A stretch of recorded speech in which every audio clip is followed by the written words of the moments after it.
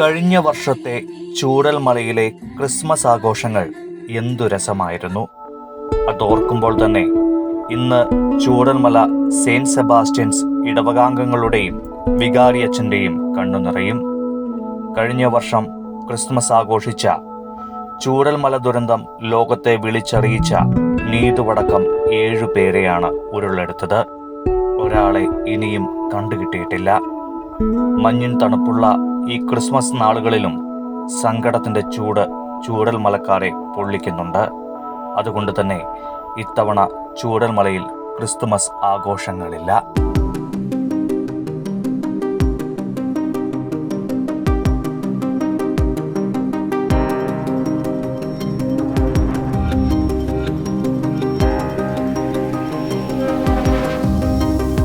ചൂരൽമല ഇടവക ഒരു ചെറിയ ഇടവകയാണ്.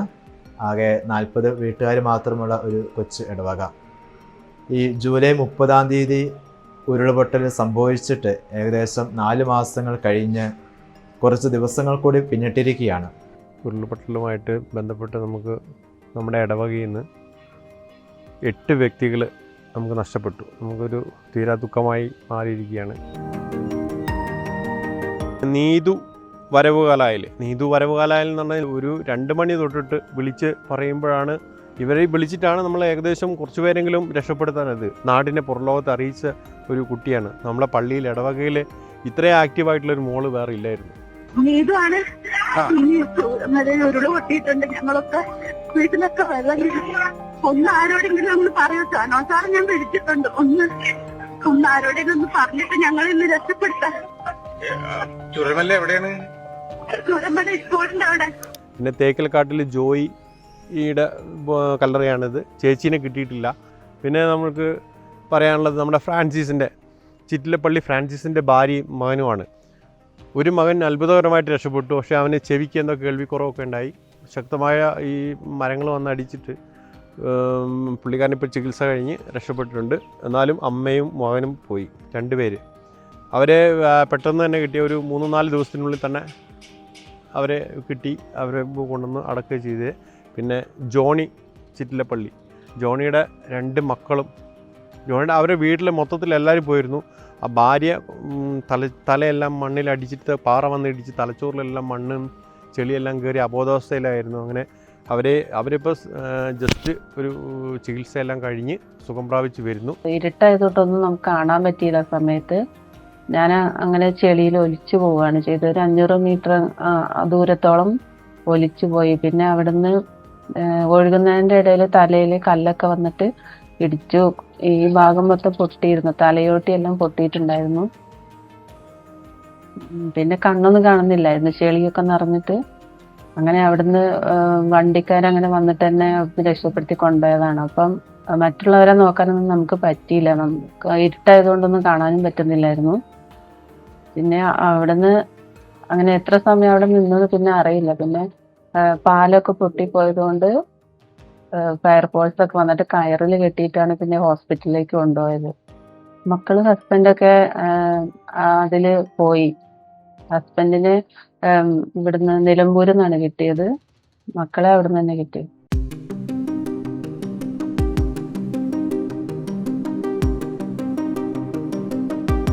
രാത്രി 2-3 മണിക്ക് ഞങ്ങൾ ഈ സ്പോട്ടിലെത്തി. ഞാനും നമ്മുടെ വികാരി അച്ഛനും ജിബിനച്ഛനും പോയി കഴിയുമ്പോൾ അവിടെ നിന്ന് രക്തമൊലിച്ച് വരുന്നവരെ നമ്മുടെ പള്ളിക്കകത്താണ് ഞങ്ങൾ ചൂടുവെള്ളം കൊടുത്ത് അവർക്ക് നനഞ്ഞ ഡ്രസ്സ് ചെളിയിൽ നിന്ന് വാരി വരുന്നവരെ കഴുകി വൃത്തിയാക്കി നമ്മുടെ പാരിഷ് ഹാളിലും പള്ളിയിലും അവർക്ക് വിശ്രമിക്കാനുള്ള സ്ഥലം കൊടുത്ത് ഉച്ചയ്ക്ക് ശേഷമാണ് ഗവൺമെൻറ് ഒരു ക്യാമ്പ് പോലും അനുവദിച്ചത്.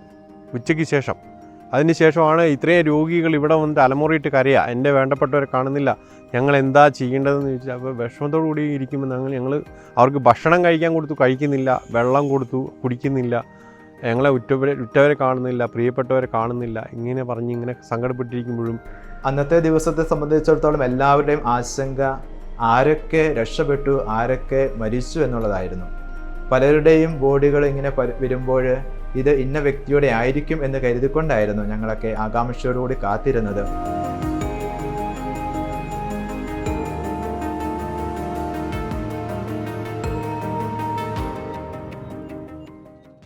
ഇപ്പോൾ 120 ദിവസത്തിനടുത്തായി ഈ ഉരുൾപൊട്ടൽ ദുരിതം നടന്നിട്ട് സർക്കാർ ഇവർക്ക് വേണ്ട സഹായങ്ങളോ അല്ലെങ്കിൽ മരിച്ചുപോയവർക്കുള്ള വേണ്ട സർട്ടിഫിക്കറ്റ് കാര്യങ്ങൾ ഇഷ്യൂ ചെയ്തിട്ടില്ല ഇതുവരെ. പിന്നെ ഇവർക്ക് ജോലി വാഗ്ദാനം ചെയ്തിരുന്നു, അത് ചെയ്യുന്നില്ല. ബാക്കിയുള്ളവർ ഇപ്പോൾ എന്താ പറയുക, നരകതുല്യമായ ഒരു ജീവിതമാണ് ഇപ്പോൾ ജീവിച്ചുകൊണ്ടിരിക്കുന്നത്.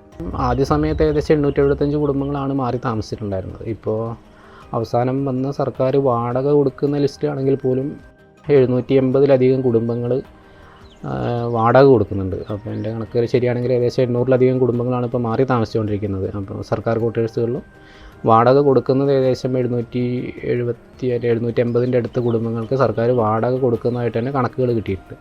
ഉരുൾപൊട്ടൽ അനുഭവിച്ചവരെ സംബന്ധിച്ചിടത്തോളം അവർ വലിയൊരു വേദനയിലും ദുഃഖത്തിലുമാണ് കഴിയുന്നത്. അതൊരുപക്ഷെ ആ ദിവസത്തെ ദുഃഖവും വേദനയേക്കാൾ ഉപരിയായിട്ട് ഇപ്പോഴും അവരുടെ ദുഃഖവും വേദനയുമൊക്കെ നീണ്ടുപോയിക്കൊണ്ടിരിക്കുകയാണ്. അപ്പോൾ അതിനൊക്കെയുള്ള ഉത്തരവാദി എന്ന് പറയുന്നത് ജീവിച്ചിരിക്കുന്ന മറ്റ് നമ്മൾ ഓരോരുത്തരും തന്നെയാണ്. അപ്പോൾ ഇത്തരത്തിലെല്ലാം നഷ്ടപ്പെട്ടു പോയവരെ ചേർത്ത് പിടിക്കുവാനും അവർക്ക് ആവശ്യമായ കാര്യങ്ങൾ കൃത്യതയോടുകൂടി ചെയ്തു കൊടുക്കുവാൻ നമുക്ക് സാധിക്കണം. അതിനുള്ള സർക്കാർ നടപടികൾ ചിലപ്പോൾ ഒരുപക്ഷെ നിയമത്തിൽ മാറ്റങ്ങൾ വരുത്തേണ്ടതായിട്ട് വരും. ഡെത്ത് സർട്ടിഫിക്കറ്റ് കിട്ടാത്തവരുണ്ട്. അതോടൊപ്പം ഓരോ കാര്യങ്ങൾക്കാണെങ്കിലും സർക്കാർ ഓഫീസുകളിൽ കൂടി അവർ കയറിയിറങ്ങുന്ന സംവിധാനമൊക്കെയാണ് ഇപ്പോൾ നടക്കുന്നത്. അതിനെയൊക്കെ കുറയ്ക്കുവാനും അവരുടെ ബുദ്ധിമുട്ടുകൾ കുറയ്ക്കുവാനും ഈ ഒരു ദുഃഖത്തിൻ്റെ ഈ ഒരു കാലഘട്ടത്തിൽ, ഈ ഒരു വേദനയുടെ കാലഘട്ടത്തിൽ തീർച്ചയായിട്ടും സർക്കാർ സംവിധാനങ്ങൾക്കും സാധിക്കണം. വയനാട് ലാൻഡ് സ്ലൈഡ് 2024 ബന്ധപ്പെട്ടിട്ട് വയനാടിൻ്റെ ഈ ഒരു CMDRFിലേക്ക് വയനാടിൻ്റെ മാത്രം ലെഡ്ജറിലേക്ക് ഏകദേശം 682 കോടി രൂപ പല ഭാഗങ്ങളിൽ നിന്നായിട്ട് സർക്കാർ ഉദ്യോഗസ്ഥരുടെ മറ്റേ സാലറി ചലഞ്ച് ആണെങ്കിലും മറ്റ് സംഘടനകളാണെങ്കിലും ഒക്കെ ദിവസവും എമൗണ്ടുകൾ വന്നുകൊണ്ടിരിക്കുന്നുണ്ട്. നിലവിലിപ്പോൾ 682 കോടി രൂപയുണ്ട്. അപ്പം നേരത്തെ പറഞ്ഞ പോലെ തന്നെ 1000-ലധികം വീടുകൾ സ്പോൺസർമാരുണ്ടെന്നുണ്ടെങ്കിൽ ഈ പറഞ്ഞ തുക ഉപയോഗിച്ചിട്ട് തന്നെ ഞങ്ങളുടെ പ്രാഥമികമായിട്ടുള്ള ആവശ്യം, അതായത് വീട് നിറവേറ്റി തരാൻ സർക്കാരിന് എന്താ പറയുക, അത്രയും വലിയ കാലതാമസത്തിൻ്റെ ഒന്നും ആവശ്യമില്ല.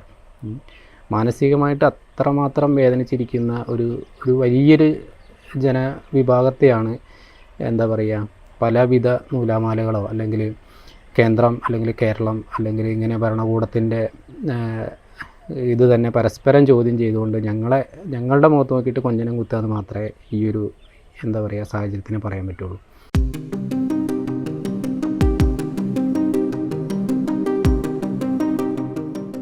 ഡിസംബർ മാസത്തിലൂടെയാണ് കടന്നു പോകുന്നത്.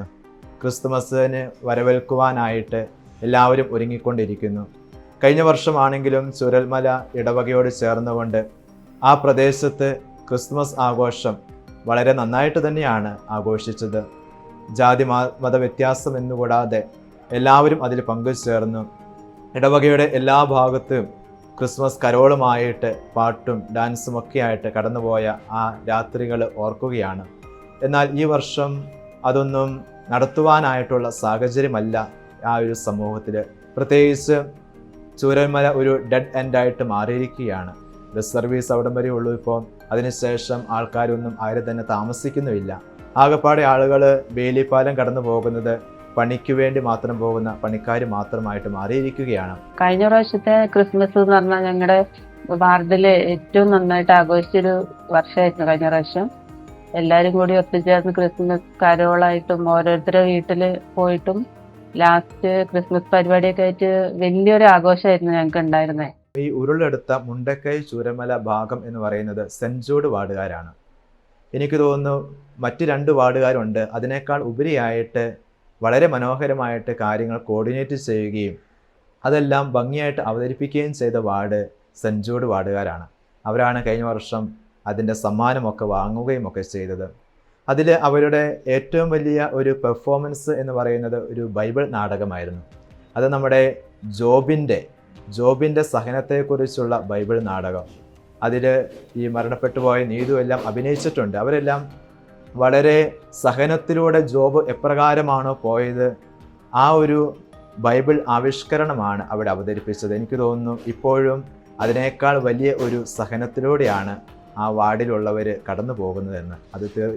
അത് തികച്ചും ഒരു യാഥാർത്ഥ്യമായിരിക്കുന്ന അവസ്ഥയിലാണ് നമുക്കിപ്പോൾ കാണുവാനായിട്ട് സാധിക്കുന്നത്. കഴിഞ്ഞ വർഷത്തെ ക്രിസ്മസ് നല്ലപോലെ ഞങ്ങൾ ആഘോഷിച്ചതാണ്.